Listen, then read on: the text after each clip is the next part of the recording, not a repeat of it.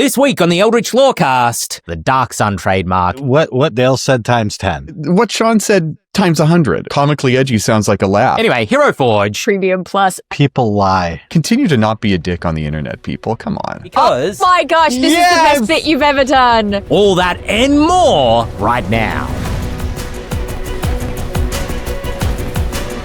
Hello everybody and welcome to this week's episode of the Eldritch Lorecast, the most tilted #1 tabletop RPG podcast in all the realms. That's right, we're talking cinema craft today, Dutch tilts, which I think we've lost most of them because all our cameras are tilted. Anyway, if you weren't here before, you won't get that joke, so I'm just going to move right along. My name's Ben Burr, and I am joined, as always, by Shawn Merwin, James Haig, Dael Kingsmill. And Dael, I have a question coming in hot from Gethin, who's asking...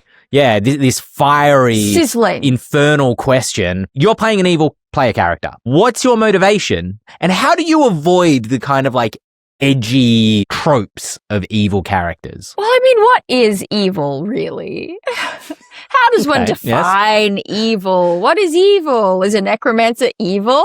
I don't think so. I'm just saying I think the motivation would be as straightforward as anyone else's motivation. I think the point for me where something crosses into the zone of evil, and particularly a compelling evil character, is at what point do you think that your thing matters more than everyone else's thing? And how far are you willing to go to prioritize your thing over everyone else's thing? So I don't know what exactly the motivation would be, but I don't think it would be drastically different to any of my other characters' motivations. I think it would just maybe be that pushed to an extreme. What Dael said times 10. If I see a player sit down and they're like, I'm playing an evil character, I know to leave the room as fast as I can. Because if you want to make it philosophical, you're in trouble. But what's the difference between an evil and a good person? We all have the same motivations. We all have the same sorts of desires. We want things. It's what will we do to get those things. I've tried to run evil campaigns, and as soon as the players start twirling their mustaches and going out to just do evil things for the sake of doing evil things, that's when I know I've lost it. Tracks. Yeah. The difference is everybody wants fame, power, money, glory, love, etc., etc. It's what do you do to get it? Do you step over any ethical or moral lines to do so? Then now you're playing an evil character, and I'm cool with that as long as you keep it within the bounds of what the table has set as the limits and what good storytelling sets within the limits. Right. Are we kicking puppies or are we... what Shawn said times 100, right? That thing you talked about at the very end. What are the boundaries that the table is set beforehand? Do we have a good session zero about this? And not necessarily just in the have we gotten all the content warnings out of the way, but have we established ground rules for what kind of fun we want to have? I think a lot of the best evil characters that I've seen in D&D could really fit into a campaign that's more in the tone of, say, the Black Company books, where rather than being puppy-kicking, mustache-twirling, railroad track-tying villains, they're more like selfish jerks, where the world is hard and they gotta be hard too in order to survive it. I've never run a campaign in which people are just sort of evil for the lull, and, frankly, it doesn't sound very compelling to me. I was thinking of publishing an evil campaign, and the plot would be sort of Robin Hood, but in reverse, right? You are working for King John, and you're trying to maintain power while King Richard is off fighting and then comes back. And, you are fighting the outlaws who are actually just trying to win the freedom of the people. And you will go to great lengths to backstab and use whatever means necessary to hang on to the power that is given to you through this evil ruler. And that's the sort of thing I could see it being a fun campaign, as opposed to just everyone being selfish and killing indiscriminately and so on. Did you ever read the Artemis Fowl books? I think I read the first one. We're about the same age, and so when I was in grade school, middle school, those books were like the YA. They were the thing if you were reading Harry Potter. And what was really compelling about them was that the hero, Artemis Fowl, was genuinely a bad guy. He was a crime kingpin, a young savant crime kingpin who would get involved with fairies and the magical world and would use that to support his criminal empire. And he wasn't a Robin Hood criminal. He wasn't like he had no real redeemable motivation. He just wanted money and he wanted to support his ego and the pride of his, the empire his father built. And did a lot of bad stuff about it, in a YA tone. And that was really compelling, but mostly because it was a break from all of the directionless heroism, right? Hero because you're a good guy that was so prevalent and remains prevalent in YA now. And so I think when people say they want a villain hero, yeah, they want a little bit of edge. They want a little bit of grit, of course. But I think more than that, when they want that, they want a motivated hero. They want a personally motivated hero who wants things and will go to dramatic lengths to achieve them. And so if you want a villain campaign, interrogate that idea, right? Do you want to legitimately do evil, or do you want high drama in purpose of character goals? Artemis Fowl, because I read the first 2 books, maybe the first 3.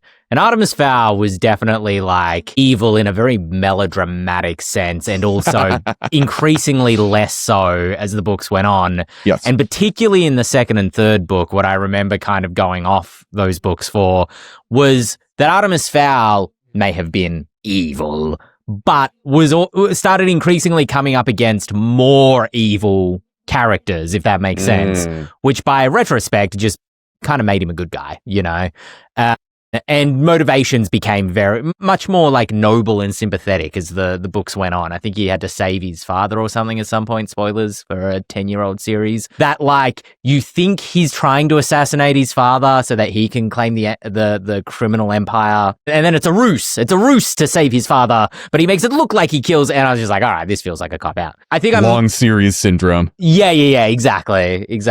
But I do like what Shawn said, because we actually did a video on the Ghostfire YouTube channel talking about taking fairy tales and folklore and turning them into dark fantasy tales. And Robin Hood, I don't remember if it was in the video or it was just an idea that I came up with, but it was basically like put Robin Hood in the role of the bandits, right? In a typical D&D setting where their motivations are not necessarily entirely villainous. The almost said mushroom, mustache twirling bandits, but instead of these kind of idealists who believe that they're stealing from those nobles who live in town, and position the party in that typical spot of like, you have to defend power, basically. Will you continue to defend power, or will you defect to the bandit side? That's more of like a dark fantasy kind of moral grey tone than like explicitly evil, but I think that's just letting the characters make the more sinister decisions is a way to play a compelling evil campaign, as opposed to like, don't play a psycho. That's how you avoid the tropes. It makes me think of, I'm such a sucker for starting any given campaign with like a really specific bit, like, you are all thieves. You are going to rob things. And you can have any motivation for wanting to rob things. You can be driven by good. You just need money to save your sick family. You are being forced to do this by some evil mastermind. You can have whatever motivation you want. The ultimate goal is that you will be stealing things. Like, that's the understanding that we come into this making our characters. And I think that's where you get a lot of compelling buy-in, less in the question of good or evil, more in the question of why. Why are you doing this specific thing? Speaking of evil things, the start of the news this week is really kind of non-news, to be honest, but Wizards of the Coast have apparently gone out and filed an application to re-register the Dark Sun trademark in the USA. Speaking of evil settings or evil places. We talked about this a couple of weeks ago, of course, when the UA came out.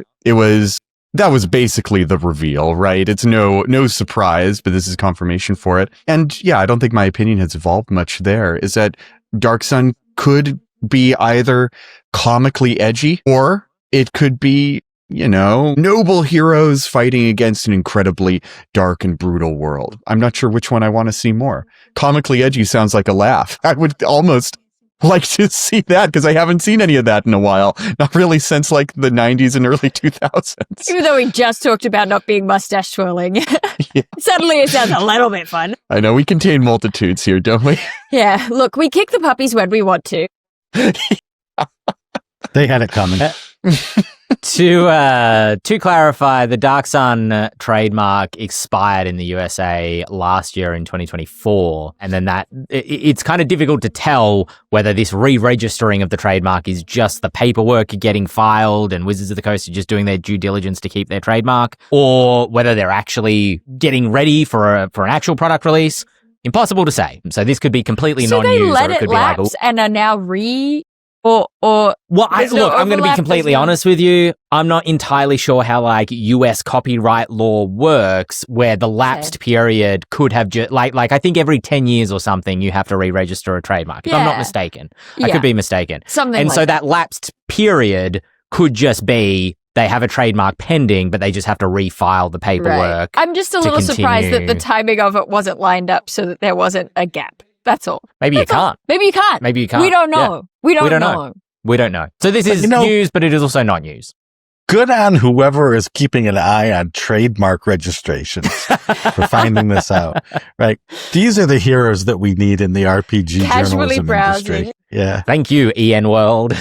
We salute you. But speaking of sad news, not that Dark Sun is sad news. I mean, it is if you play in that setting. But speaking of sad news, late breaking, Michael J. Pastor let me know this morning, Moonbeam, the streaming service that had been created by a couple of friends of ours, including Anthony Joyce Rivera, who was part of the team that put Moonbeam together. If you don't know, Moonbeam was kind of a creator-focused and community-focused streaming service that wanted to take some of the pressures that people often face on other social media type media services such as YouTube and Twitch and make it more community focused in a way where like one creator doesn't have to work full time, breaking their back, streaming constantly just to try to make ends meet, but rather you could form a community of streamers and everybody can all stream at different times, but it's building channels together rather than sort of individually. I'm probably not explaining that super well, but unfortunately, I won't need to explain it well much longer because Moonbeam is shutting down. The long story short is basically they just were not attracting enough users either on the creator side or on the viewer side, and so it was not able to sustain itself. Anthony spoke with me, I guess several years ago now, about Moonbeam when it was in beta and when he was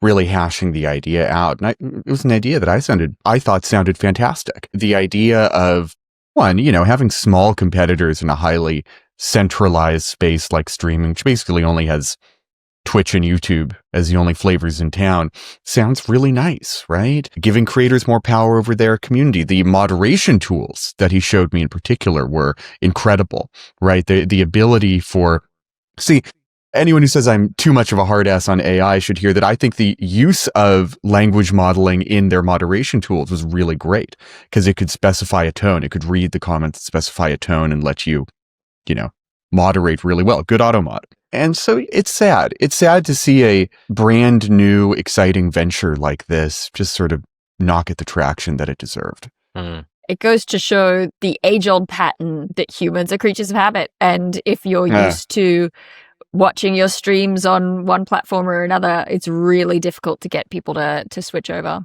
You can't get funding unless you have an audience, and you can't get an audience unless you have the funding. And it's stacked against anyone who's trying to start up in the face of the other larger corporations that make sure you can't, and the laws of many governments that make sure you can't. Truth is, the game was rigged from the start. Yeah, I mean, I think that there's also like a level of human behavior that flows into this, right? Which is, speaking from my own experience, but Roman has said in chat that it's difficult to break people out of their established social media ecosystems. Way back in the day, in the 2000s, circa Master of Disguise hitting cinemas, everybody was in forums and the internet was a lot more kind of broken up, right? But then Facebook, Twitter, YouTube, these big platforms started emerging and kind of conglomerating the audience, and their services were, speak of YouTube in particular as like a really good video service in terms of like you hit a YouTube video, it plays, you hit a Vimeo video, it might think about it for a second while it buffers, you know what I mean? And then once people get into those ecosystems, it gets really hard to get them out because you have to the reason we stream on Twitch is you have to go where the audience is to be able to reach them. folks in chat have said they'd never heard of Moonbeam before us bringing it up, even though we have spoken about it on the Lorecast before, some time ago now, to be fair. But it just wasn't.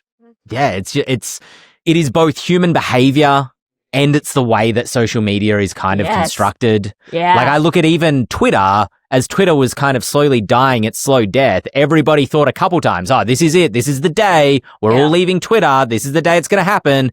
And it never came until eventually it kind of did. Well, but even then it was drips and drabs. Yeah, and even when you think about it, like we're viewing it from the perspective of a very niche bubble of audience, right? So from our perspective, our audience of Twitter has moved elsewhere or scattered to the four winds. But broadly speaking, typical everyday lay folk users of Twitter stayed on Twitter. And I think that's a major reason why it's difficult to get the same kind of traction on something like Blue Sky, even when people have moved there and even when it is, a passionate user base, that same sort of organic snowballing meme kind of attitude belongs to the sort of the middle class of the internet. I'm making up terms now, where they're just like, they're comfy. And even if the website kind of sucks now, they're not passionate enough to move elsewhere. And you're exactly right as well, that these platforms, once a platform gets really established and has attracted like advertisers, has attracted, what do they call them? The people who give the finances and the board members and whatever. Investors? Investors, that's the word. Thank you so much. Once a platform is established enough that it's attracted advertisers, it's attracted investors, they really do lock down. The pattern seems to be that they lock down and go, well, we don't want you going to other websites. We're going to suppress links to other platforms. We're going to encourage the algorithm more and more and more to keep you on this website because that's how we get the advertising revenue and that's how we please the investors and so it really it makes it more and more that even once you have these established sort of big dogs of the internet, I don't want to say monopolies because they're not quite monopolies, even though we trend in that direction. It's exactly what you said, Ben. It's human nature plus the algorithm working together to really encourage you to stay to this one thing that already has you. Well, because these platforms are tuned An towards object the at perceived rest tends to stay at rest. It's a good way of putting it. Desire paths, blah blah blah. Yeah, these platforms are tuned towards like human behavior, right? Like there's a quote, this might even be a Mr. Beast quote, but it's basically says when you're uploading stuff to YouTube, replace the word algorithm with audience every time you're thinking about the behavior of your audience, because there is an algorithm to YouTube, but what it's trying to do is serve people content that they will stay on the platform and continue to watch. And so that also, it's a problem if you want to call it a problem. I suppose it is for new platforms trying to break into the market like Moonbeam, but it comes from both directions. It's a problem that kind of compounds upon itself, right? Between how the algorithms are engineered to capitalize on human behavior. Yes.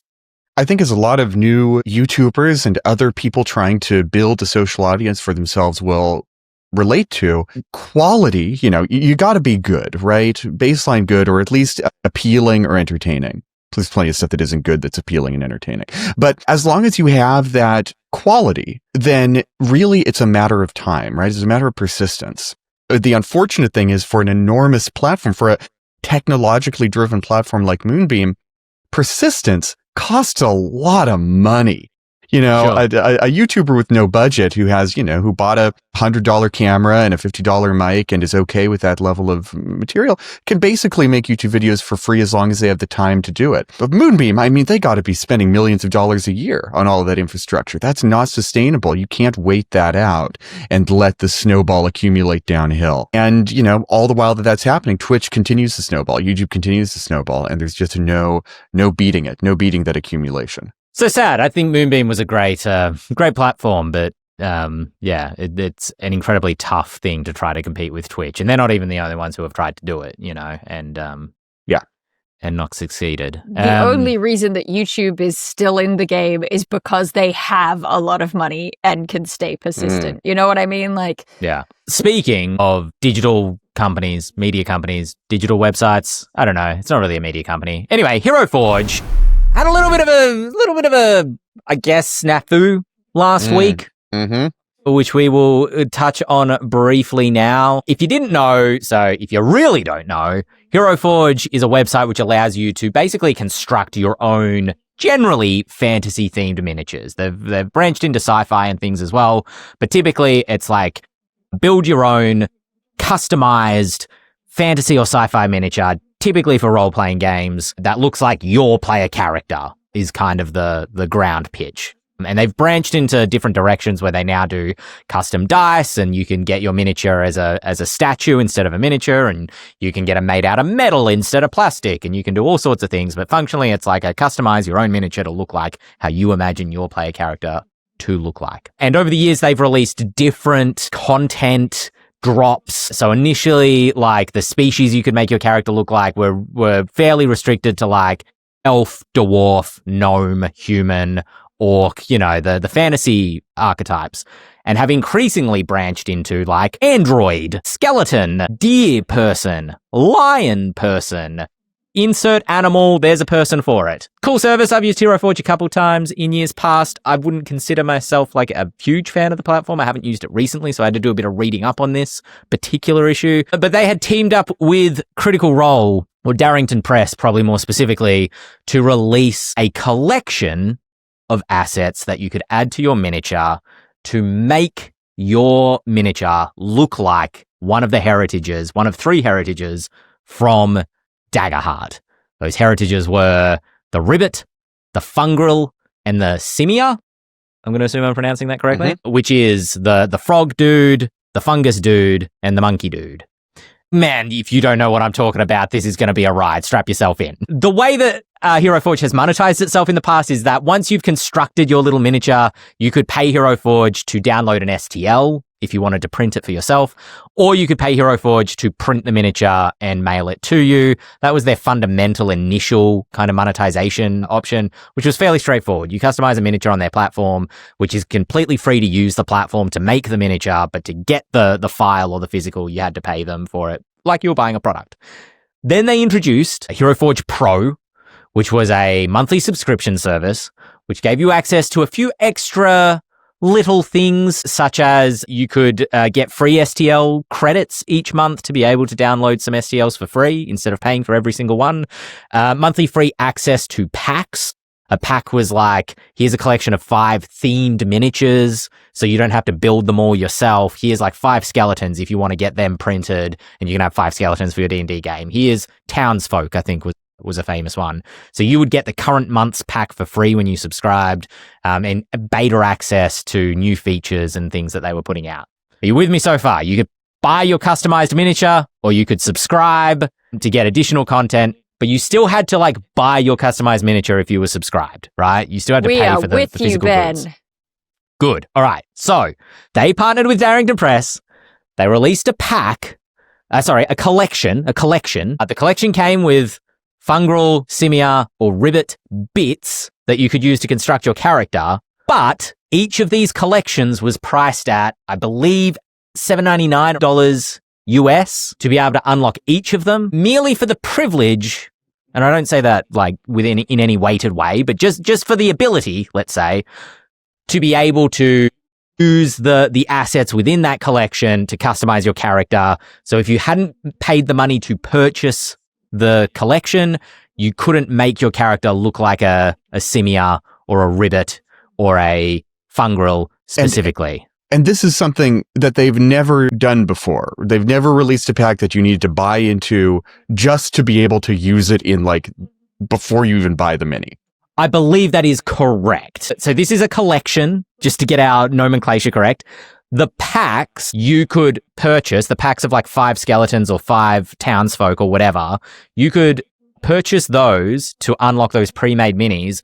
But I believe the assets from those minis, the individual like skeleton head, skeleton arm, skeleton leg, could still be used entirely for free to construct your miniature if you wanted to purchase it to have it printed or download it as an STL. So let's look at this a different way. Right? Hero Forge introduces mushroom person, monkey person, and frog person assets into their engine. but because a deal was made with Darrington Press, you have to pay into them to get these otherwise somewhat generic assets. Well, are they highly specific? Here's the kicker. Okay. You could already make your character look like a frog person, but the frog person assets were slightly different on the Darrington Press collection. Slightly different.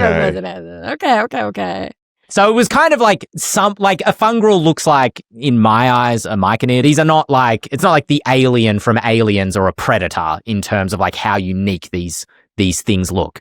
But they were constructed to kind of match Daggerheart's art style, for whatever that may be worth. Dael, you have a raised hand. Yes, Dael in the back. Thank you so much. Okay, so I'm still trying to understand. So is this, say, the equivalent of, I have a D&D Beyond Unlimited subscription that every time a new thing comes out, I get access to that thing, but then they release a thing and I have to pay for that thing separate to my subscription? Is that what's happening? Yes, because that's kind of slightly the important detail here, is that the collections, the Daggerheart collections, were not free even if you had a pro subscription. You still had to pay for them separately if you had a pro subscription, which pro subscribers tended Premium to be pro. used to. Because there's 2 levels of pro subscription for Hero Forge. That's correct.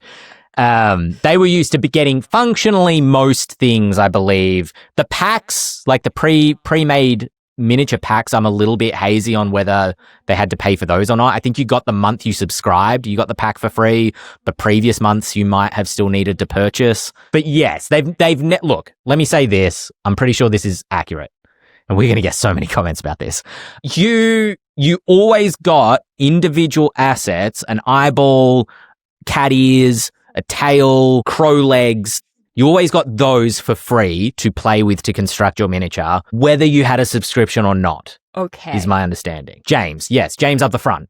I want to read a little bit of the statement that Hero Forge released to their community, just to share it in their words, right? And I'm cutting bits and pieces here, but nothing of consequence. Since the beginning of Hero Forge, folks have asked for all sorts of big, licensed and branded IP parts. These requests are among the most common now that we've built such an extensive library of parts. Yet many of these larger brands required more than what we've offered in previous collaborations, which mostly featured cross-promotion and shared community excitement. For big IPs, there needed to be a benefit beyond visibility, namely a financial one. As we dug into a solution, we discovered that splitting profits on purchased miniatures wasn't viable. They don't explain why, but they do say that. Well, let me go ahead. Extrapolate a little bit. So if they gave you, let's say, the fungus mushrooms for free, and you printed that miniature and paid for it to be printed, then Darrington would get a cut of that. Right? In theory. That was an option they looked at according to this statement, as you just read it. The problem would become, once they introduced more licenses, let's just say they introduced, I read this in one of the comments that I was reading, somebody used the alien from Aliens as the example, so it's the example I'm going to use. Sure. Let's say you gave it the alien head from Aliens and you put a bunch of fungal mushrooms over the body, then you have to cut in both Darrington Press and whoever owns the alien license, right? So how many in one miniature, how many different licenses need to get paid to be able to make sure everybody's getting their share of their IP, their intellectual property? So it's just not a viable option to try to cut IP holders in on the revenue of an individual miniature as it's constructed. It's not only more expensive for the consumer, hypothetically, but it also seems like a bookkeeping nightmare for the company. Totally. I can't blame them for wanting to take this quote-unquote easy way out. But it sounds like because this division, this sort of controversy got so big, it looks like they're trying to explore another option, right? So what happens now? We're working with Darrington Press to give access to all Daggerheart collaborator collections, in all capital letters, to current and future Pro and Pro Plus subscribers at no additional cost.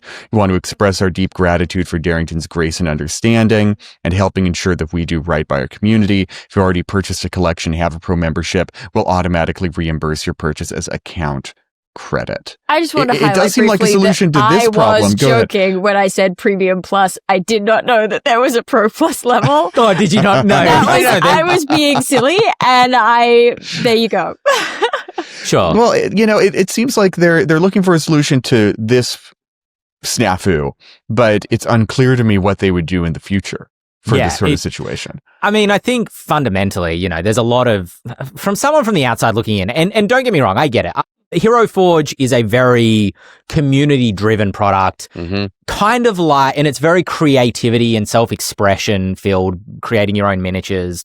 I think I don't know what the name of it is, but I think there's like some internet community where people just share their Hero Forge creations, kind of like, Lego Master Builders. They're like, I used this tail, but I made it look like a tube between the gun and the backpack because I thought it would be a cool kind of thing, like they're creating bespoke miniatures and finding interesting and fun ways to use the miniature builder tools to share, to self-express and share those creations with each other. So I understand that like gating some of those assets behind an extra paywall is not appealing because it makes it seem less kind of community driven, or some community members wouldn't even be able to view those miniatures that are made with IP assets because they don't have access to the pack to be able to view it. But the flip side is like the IP holders, they should get paid for their IP, right? Like a lot of love and work has gone into crafting Daggerheart.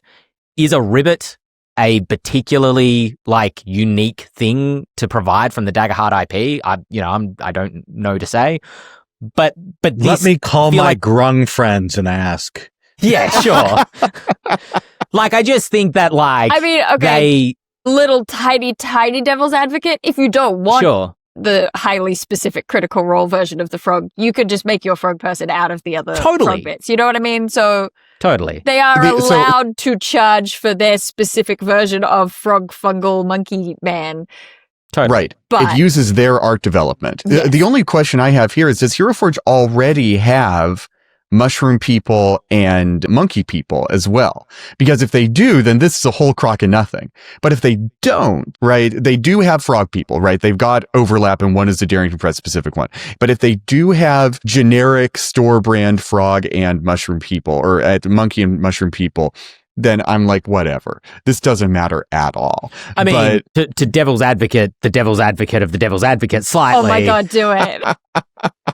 I understand that, like, the issue might be not that I can't create a frog person, but that my friend has made a frog person using some critical role pieces, but I can't see that frog person because, like, I can't load it up in my Hero Forge community account because I don't have access to the pack.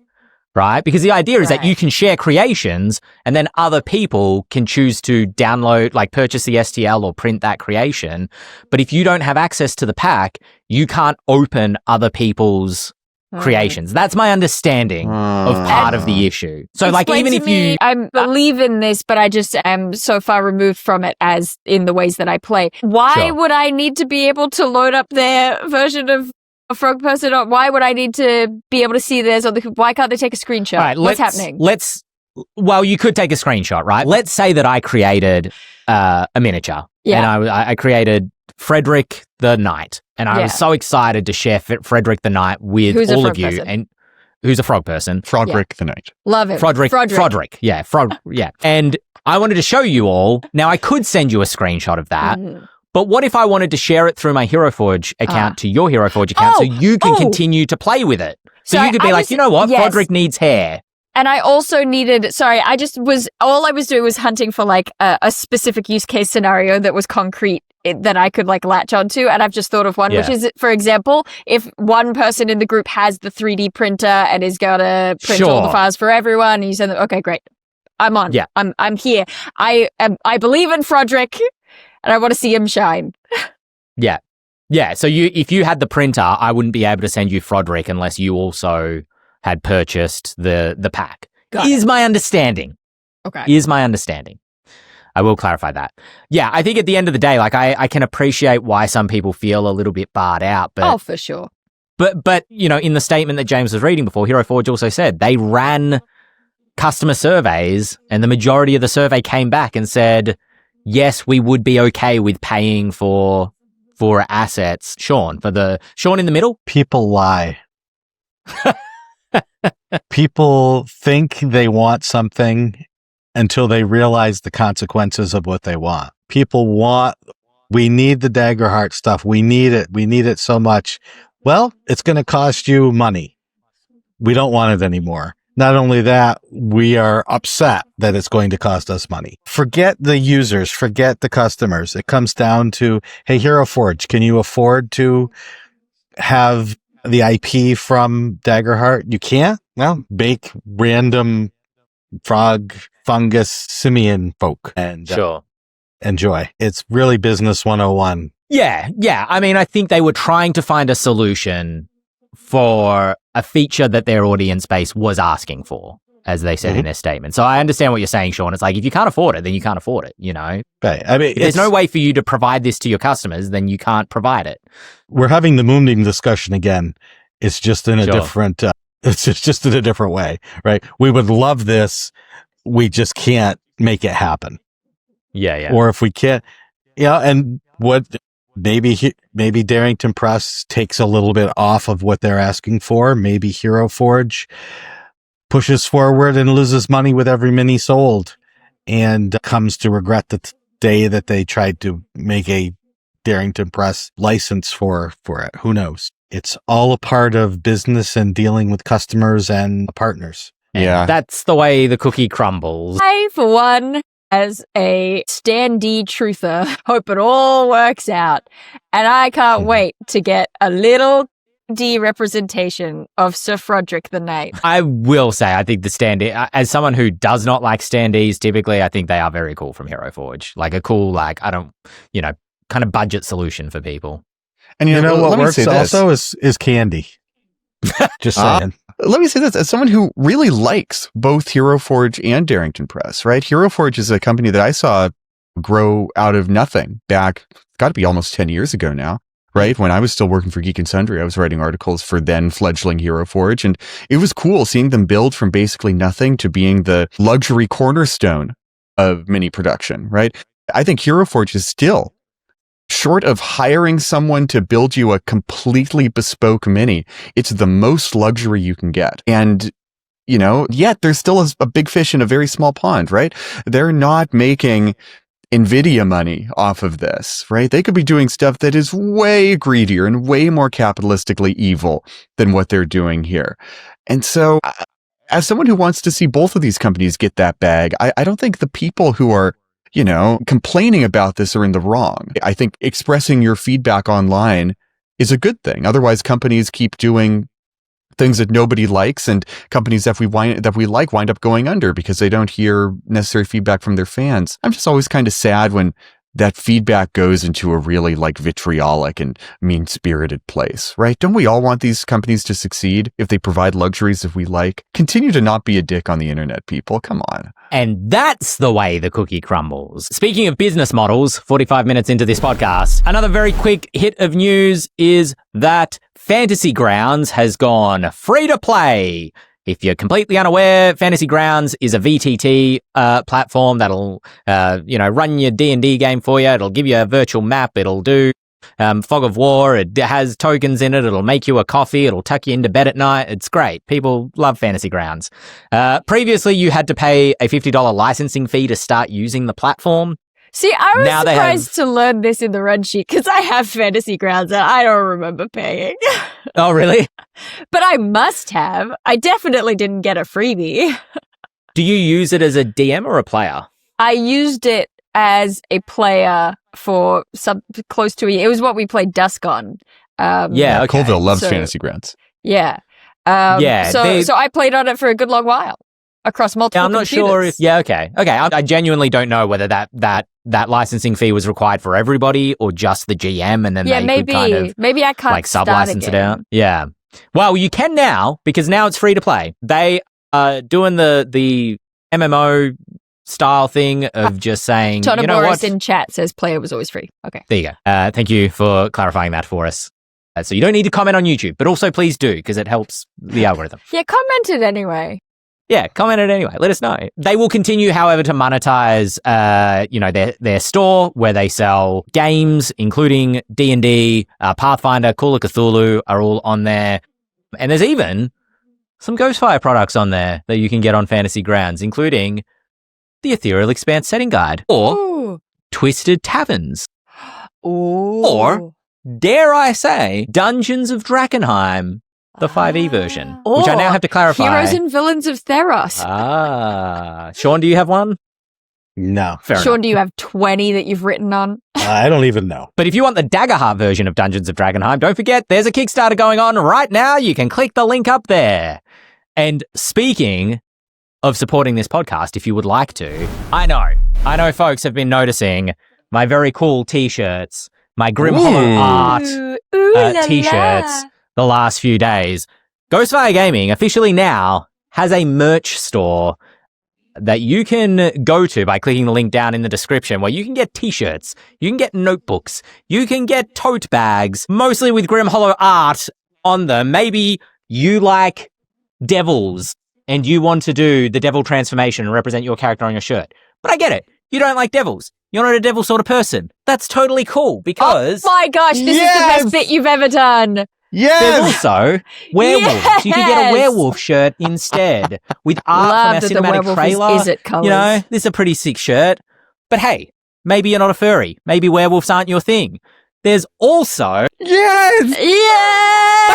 vampire transformation This is my t-shirt favorite one. with vampires on it. Very cool artwork from Grim Hollow. Incredible. The fact that you've been triple shirted up this whole time without us noticing. But did you know we also sell boxers?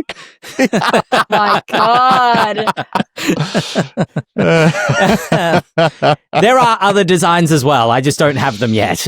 We've got the Seraph, I started to get afraid. I was like, there are like 8. Can you imagine? Ben's put on some weight lately. Going. Oh my God. How much engagement do we have to get on this video to push for a Frodrick shirt? I don't know. We'll have to see. We'll have to see how licensable a Frogman is. But yeah, I mean, look, if you want to support this podcast, I mean, we don't have a Patreon or anything like that, but basically supporting anything Ghostfire does helps support the Lorecast. And if you want sick merch, which is something that folks have been asking us for a little while, we're starting with this Grim Hollow merch, and we might branch into other places. So comment if there's something specific you would want, like a Frodrick shirt or a Buttata shirt. No promises, but yeah, we might look into that if enough people are asking for it. I know we did have a viewer who came to Dungeons and Cabins last month who custom made a likes and thumbs and stars and stuff t-shirt. Oh, really? I didn't know that. You didn't tell us that. That's amazing. No, I wish I'd gotten a picture of it. Yeah. That's awesome. Thank you, that person. If you're out there, take a photo, send it to us. Tag us. Well, speaking of listeners, we still have time for some listener emails. So I'm going to grab this one from Gethin, who sent in a longer question than what they asked at the start of the episode, asking about prestige classes. Do prestige classes, similar to those in 3rd edition, where you kind of, as you leveled up through your main class, you could then add like a class on top of that as you continue to level up that was slightly different, kind of subclassy, but not really a subclass. Do they have a place in, I think Gethin really means modern 5th edition, but he's asking about modern RPGs in general. How would you implement them? Or if you don't think prestige classes still have a place, why not? I think you answered the question already by saying subclasses. The idea of the prestige class in 3rd edition was twofold as far as I can tell. There was one thing that the designers thought it would do, and one thing that the players decided it would do.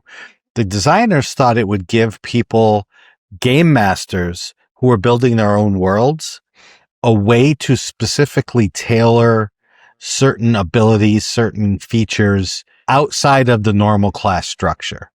So you want dragon riders for your world.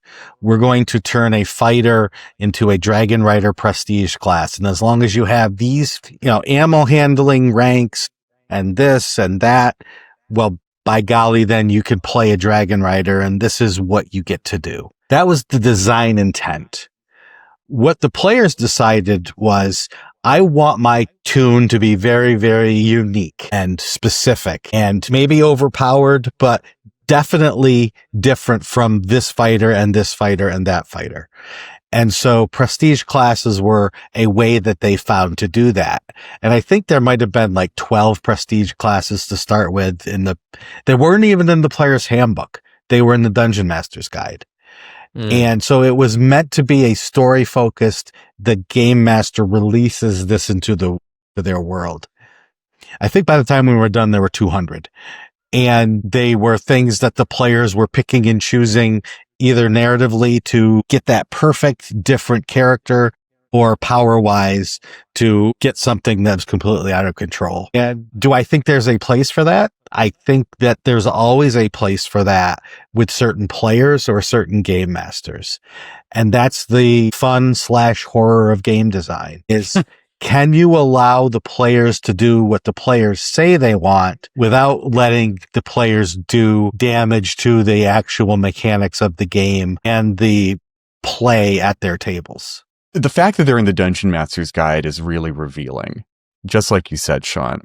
And let me compare these to something else that's in the Dungeon Master's Guide for 5th edition, blessings and charms, right? These are sort of like feats and sort of like magic items, but they're sort of abilities that are granted through encounters with the supernatural, right? They're intangible magical rewards. And what really differentiates them from prestige classes is that a prestige class interacts with a larger game system, class progression and XP. Whereas a blessing is something that, much in the way that I think prestige classes were designed to work, the GM can just sort of hand out as a reward, as a way to integrate things more strongly within the story. And I think that the system of blessings could go a little farther to explain its purpose and its role in the reward structure and in the story development structure. But thematically, in terms of the player experience, they serve entirely different audiences, even though they serve a sort of gameplay-wise DM side, very similar purpose. Because the people who really like prestige classes, who are really well served by them, are theory crafters and build builders, people who love to spend time outside of the game thinking about the way their character develops, which is a completely valid style of play. But as anyone who's ever played in a mixed group of people who have some theory crafters and some who just kind of show up every week and want to experience a story around them without worrying about the mechanical minutia of their build, really indulging that style of play is very, very deleterious to the sort of less involved, to the more casual player's experience. And because D&D wants to court a very, very broad audience, they really need to support a player base that wants that. And so having these sort of individual things that they can be given out more like magic items that are disconnected from the sort of character path progression, from the optional multi-classing rules, that serves the point of 5th edition as a game. Or I won't say as a game, I'll say 5th edition as a product line. It really supports that vision. Can I ask a quick question? I think it was early, I think like 2nd edition or maybe even 1st edition. I'm not sure, so correct me if I'm wrong. But whenever I think prestige classes, I think of the idea that you start as a bard or a cleric or something, or a bard and a fighter, I think it was, and then you had to level up both of those, or you started as a fighter and then you added bard, and that's how you ultimately became a paladin. Tell us, Shawn, you'll know the answer. I mean, Joey probably as well. How did you become a bard? I don't know the exact sequence, but so let me even step back further since we have so much time. In AD&D, you could dual class or you could multi-class. Multi-classing was if you were a non-human, you could take 2 classes at once and you would split your experience points between them and you would gain the benefits of both as you went. If you were a human, you had to dual class. What that meant was you take 1 class, you get to a certain level, then you have to switch classes. So you got up to 5th level as a fighter. Well, now I want to be a magic user. You had to go back to 1st level and be a magic user. You could not use anything that you gained as a fighter. So if you started using the 2-hit armor class 0, the FACO, for a fighter, you would lose all the experience for that adventure. You had to literally go back and just start pew, pew, pew, your 1 1st level spell, and that was it. And as soon as you tried to do anything fighterly, you were shot. But if you persevered as a human, if you took those 5 levels of fighter and 2 levels of druid, I don't know the exact increments, and if you got to enough levels, you could become a bard. And that was the only way to become a bard. No subclasses, no multi-classing, none of that. It was just, you have to follow this particular path. So this, and comes to the simple part of the question, this does not sound like what prestige classes are. I'd kind of conglomerated those two things in my mind, but they're separate things. very, very separate things. Prestige class is just like, as James said, it was a level progression that you could add on to your normal level progression. So Arcane Archer, I think, was a prestige class. So once you hit a certain threshold, you had to have maybe a base attack bonus high enough, or enough ranks in a certain skill, or the ability to cast certain level spells. Once you hit all those prerequisites, you could choose to take a level from that prestige class. Gotcha. And there were some thematically interesting ones. And the comparison to subclasses is in some ways apt, because things like the Eldritch Knight was originally a 3rd edition prestige class, and now it's a fighter subclass, because in order to unlock Eldritch Knight, you needed to, be a fighter with a certain level base attack bonus and the ability to cast like 2nd level wizard spells or something like that. And then, only then, once you had split your level progression between fighter and wizard, could you then unlock this whole new 10 level class progression, which gave you bonuses to your attack bonus and bonuses to your spell casting slots gained and stuff like that. And it's just like, it was all really cool thematically, but it needed a sort of tax accountantly interest in where the pros and cons of the mathematical benefits you were getting, right? Because hypothetically, just split your levels between fighter and wizard, and thematically you get the same thing, but there's some kind of optimization benefit, or so the idea had to go to make going into Eldritch Knight worth it, even though it was giving very much the same fiction as just splitting your levels between wizard and fighter. All of this has made a lot of sense of the relationship I've had with prestige classes over the years, because it's always felt like something that I should love. I feel like my encountering them for the first time was in Pathfinder 1, so very early on in my sort of TTRPG journey. And I remember flipping to that section of the book and going, ooh, cool, what are these? And being inspired by them. Almost in this is a weird comparison, but I think almost in a similar way to when Stephanie Brown was Batgirl, but she was about to get her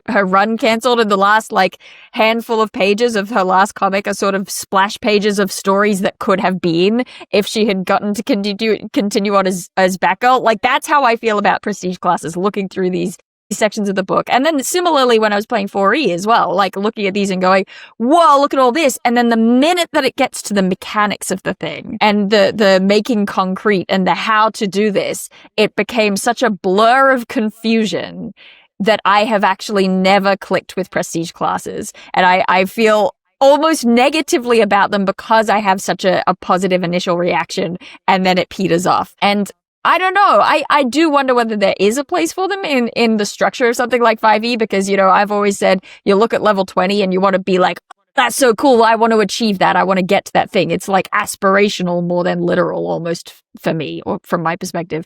And prestige classes could be that in a way that 20th level isn't, and never has been, and apparently never will be. But I don't know. I have such a bizarre reaction to prestige classes, but I think that everything that all of you have said has all piled in and gone, yeah, that makes sense. That makes sense of why I feel this way. If you ask me, there's nothing about the structure of 5th edition that precludes prestige classes. It's all about the sort of culture of the game. And so if you wanted to bring in prestige classes, I think you could take all of the 3rd edition DMG prestige classes and with, some tweaking and casting out Assassin and Blackguard and Arcane Archer and Eldritch Knight, which are already subclasses. If you keep the Theurge, which means you need cleric and wizard spell slots, and starts mixing divine and arcane magic, if that's really your jam, totally bring them in with a little bit of tweaking. They would fit in 5e. If you as an individual running a table want to do that, there's nothing in the game stopping you. It's more about what D&D 5e wants to be on a very high concept level that keeps them out. Yeah, whenever I think of prestige classes, I think of, and this is probably inaccurate because, again, I haven't had first-hand experience with them, but 2 things. Secret of Mana 2, or I think it was called Desichin de Techu. I don't know what the Japanese words were, but it had a different name in Japan. I played that on an emulator as a kid, and there was the big mana stones. And Mass Effect, the first one, has an example of this as well, where in Secret of Mana, you play your character who is a rogue or a knight or a spellcaster of some capacity, and you play the whole game using their skills. There might have been some branching kind of like, choose different things as you level up. I don't quite remember, but functionally you were this rogue-like character. But then at some point in the game, you would unlock the power of one of the Mana Stones, or in Mass Effect 1, it's where you go to the moon and you defeat like an AI. It's like a specific mission. And after you unlocked that power or you did that mission, it would give you a two-way branching choice to slightly specialize your class. So to use the Mass Effect example, if you're playing the Infiltrator, you could then split and become either like an assassin, long-range sniper dude, or a close-up kind of stealthy dude that gave you like some extra unique abilities. And that always felt sick to me because it felt like, oh, my character is becoming, I like being given this choice. I like considering the choices. They both sound sick. And I feel like my character is going to be even more specialized into one direction or the other around a play style that I want to use. And that feeling of like achieving something in the game and then specializing in a way is kind of what prestige classes sound like to me. But in 5th edition specifically, they just sound like subclasses to me. Like I feel like they are dealt with as subclasses, taking the core concept of your class and specializing it in some way to differentiate it. I think one thing that people who really want prestige classes are missing from the subclass paradigm of 5e is choices later in their character progression. Yeah. And one thing that, followed very naturally out of prestige classes in 4th edition were the choices you make at heroic, epic, and paragon tier, or heroic, paragon, and epic tier, where you had a epic destiny or a paragon path or something like that, which were like, a subclass that you choose at 10th level, 20th level, and 30th. No, 1st, 10th, and 20th level. That sort of mutated your class structure in almost exactly the same way that you're talking about here, Ben. You basically choose your class structure. I like that. You basically choose a new subclass every 10 levels in 4th edition. And I think it's one of the things that people really like about the Grim Hollow transformations, even though that's more of a story awarded thing as well. It gives further customization beyond just 3rd level, make your choice for the rest of your career.